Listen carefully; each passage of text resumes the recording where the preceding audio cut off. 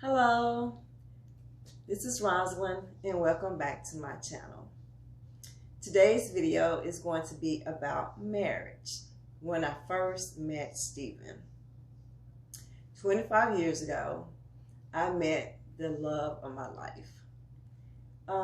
When I first met him, I was working at Super D drugstore in the city that I live in.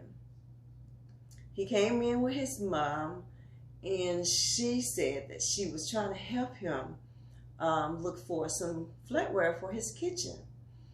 And I knew her, but I don't think she remembered me because she was a teacher in our high school here in our city. And she didn't recognize who I was because she said that I probably was one of the students who didn't cause a lot of trouble, in so many words. But she said that she was trying to help him find some flatware to go in his kitchen. I seen him, and she told me who he was, and I never thought that she had. I knew she had children because I knew that one of her sons was like 2 years behind me. And I know she had some daughters, but I never knew about this child. So when I met him, I just knew that he was going to be arrogant, but he was not arrogant at all.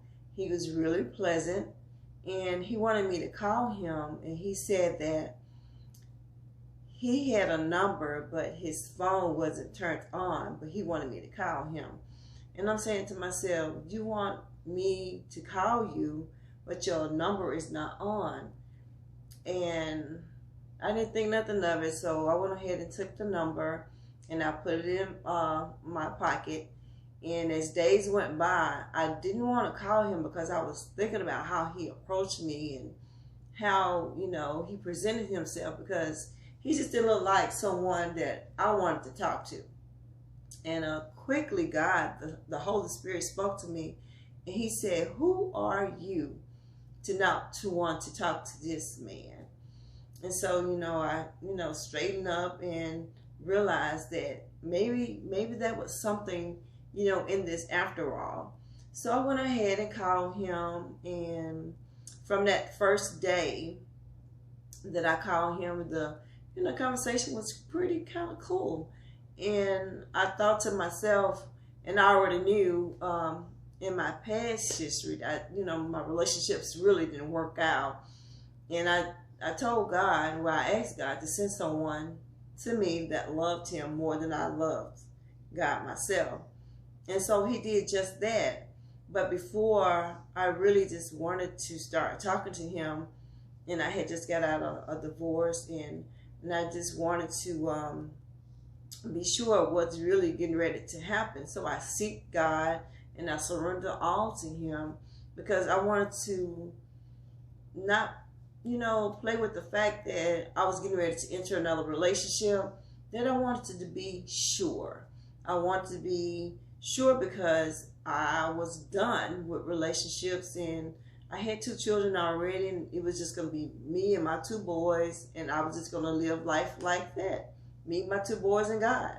And I was just gonna not even think about talking to anyone or let someone come into my life, in my children's life, because I just didn't want the relationship to start and then turn around, it ends. So 25 years later, we're still together. But before I started dating him, I promised myself that my boys weren't going to meet him until I thought I was ready to introduce them to Stephen. So as time went by, and a year went by, and we was dating. And matter of fact, that first day that I met him, days after we were together, we have been together ever since the 25 years has passed. And it's amazing how you can meet someone and thinking this person might not be for you, but end up being for you, because you have to remember what you seek and ask God for. He's going to give you exactly what you need, but not what you want. So, but I can say about the marriage, my first 5 years married to him was not very happy, because it was a lot of things that was going on. And when we first started talking, he wasn't a minister, he wasn't a preacher, he wasn't even a pastor. I think he was an usher in the church, or then once he was an usher in the church, he became a deacon of the church. And that was within 2 years of our marriage. And within the last 2 years of the marriage, he said he was called into the ministry to preach the gospel. And so once he made that calling, about 6 months later, he was called to be an interim pastor at the church where we're at now. And 6 months of him being interim pastor, he just, thought about that 6 months was long enough, that, he just think that someone should be chosen by that moment at that time. And so as they, to make a long story short, he ended up being the pastor there. So like I said, but a lot of things, didn't go so well for me, because a lot of things that I didn't want to marry a pastor. I didn't want to marry a minister, because I seen the ups and downs that ministers and pastors and their wives go through. And I wasn't ready for that. And I wasn't ready for it. Just simple. I wasn't ready for it. And he asked me, was I going to be okay? And I told him I didn't know, because this was something that I didn't ask God for.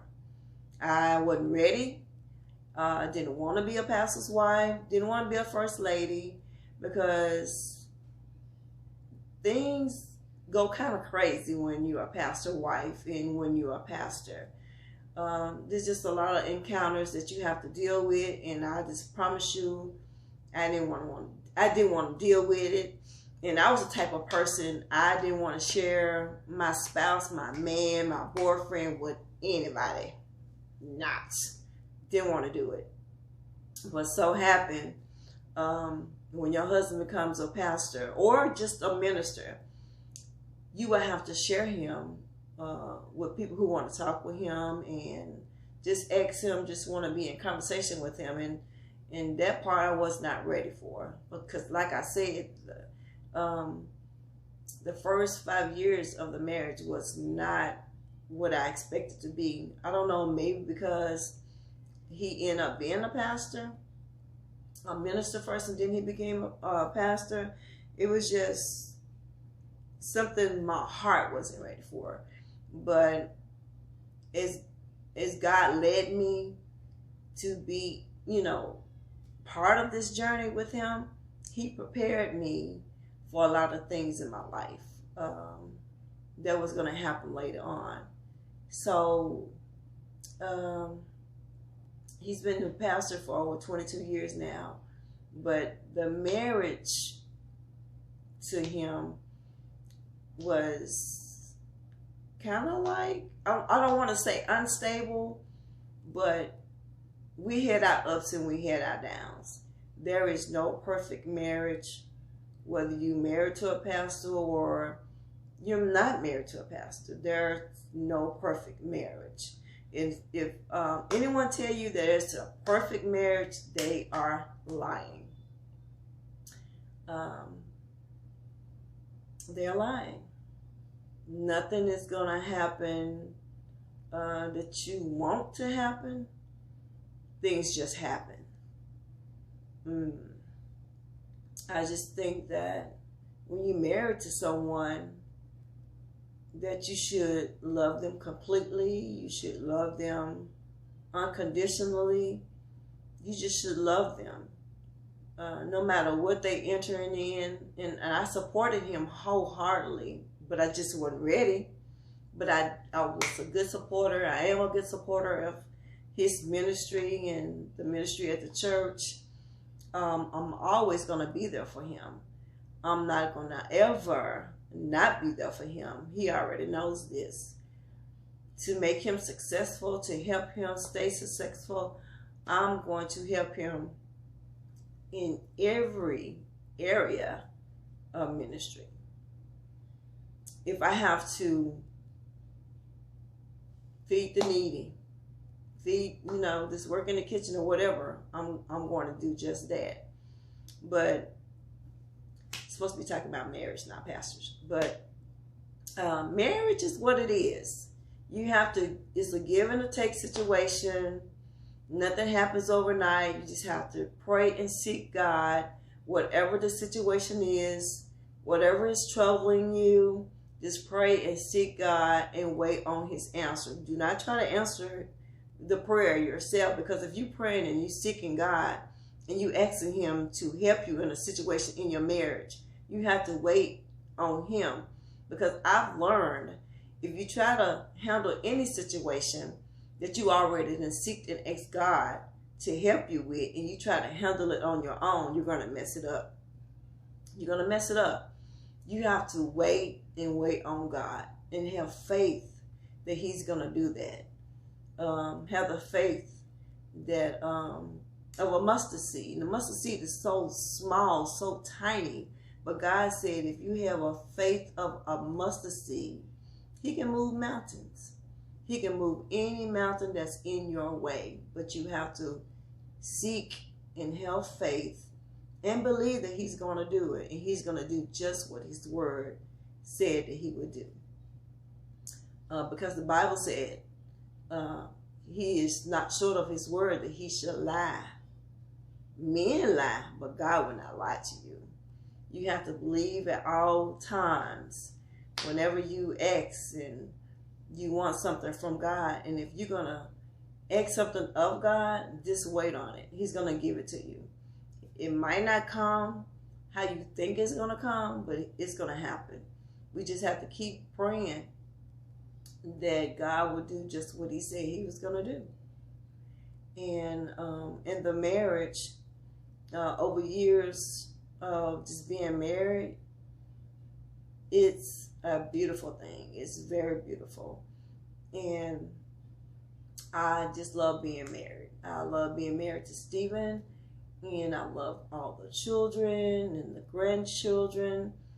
And I just think that if anyone who's trying to get ready to be married, seek God first. Seek God first, because you don't want to enter into a marriage that you haven't seek God for. You have to believe that he's going to lead you in the right direction. He's not going to steer you wrong. He will tell you if you should wait or if you should go ahead and, get married.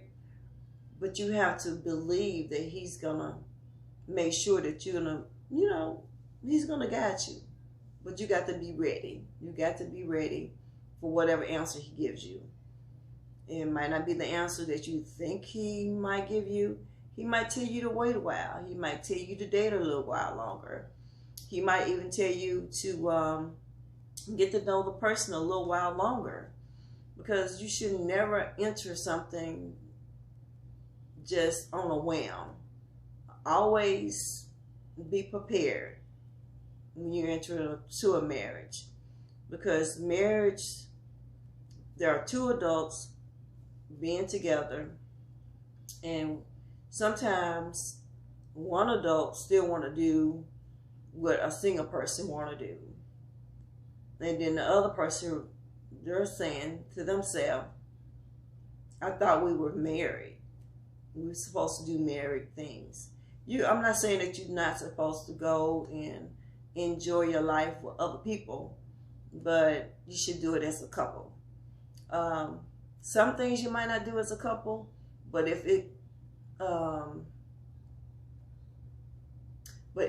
involves other people that are not married, you should take your spouse. Simple.